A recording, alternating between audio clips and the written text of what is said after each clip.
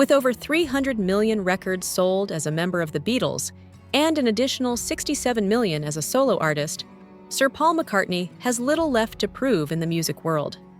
Still, when it comes to how he's portrayed on screen, the legendary bassist apparently remains very particular. Actor Thomas Brodie Sangster, who took on the role of a young Paul in the 2009 John Lennon biopic Nowhere Boy, recently revealed in an interview with NME that McCartney wasn't entirely pleased with the casting. According to Brodie Sangster, Sir Paul had expressed concern to a director that Aaron Taylor Johnson, who played Lennon, was taller than him, a detail he claimed didn't reflect reality. The biopic, which marked the directorial debut of Sam Taylor Johnson, who later married Taylor Johnson, was adapted from a memoir written by John Lennon's half-sister, Julia Baird, and focused on the early formation of the Beatles from Lennon's point of view. While Brodie Sangster and Taylor Johnson are only about an inch apart in height, the fact that Taylor Johnson slightly towered over his co-star appeared to annoy McCartney. At 5'11", Paul has always been close in height to John, making the on-screen difference feel inaccurate to him.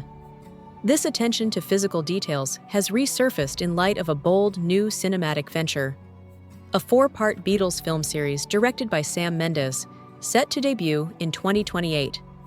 Each film will focus on one of the Fab Four, with all installments scheduled to release simultaneously.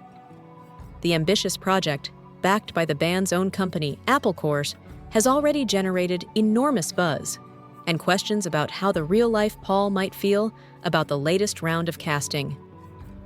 Industry columnist Ephraim Hardcastle has speculated that McCartney may take issue with this portrayal as well, especially considering that Harris Dickinson, cast as John Lennon, stands over 6 feet 2 inches, significantly taller than Paul Mescal, who is set to portray McCartney himself.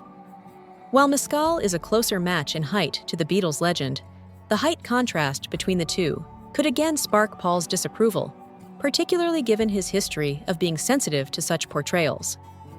Other casting choices for the Mendes-directed series include Barry Keoghan as Ringo Starr, embodying the drummer's laid-back charm, and Joseph Quinn as the thoughtful and reserved George Harrison. With production expected to span over a year, the films have already been dubbed by Variety as one of the biggest gambles in cinematic history.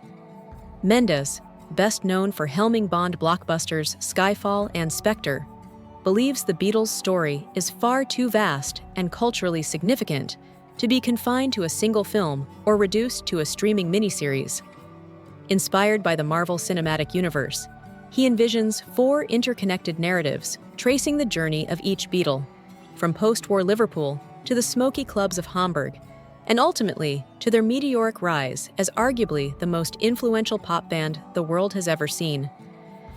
Speaking recently at a gathering of film executives, Mendes emphasized the need for grand cinematic experiences, asserting that stories like this are what draw audiences away from their screens and back into theaters. Whether Sir Paul will fully embrace the vision remains to be seen, but one thing is certain: the Beatles are returning to the big screen in a way the world has never experienced before.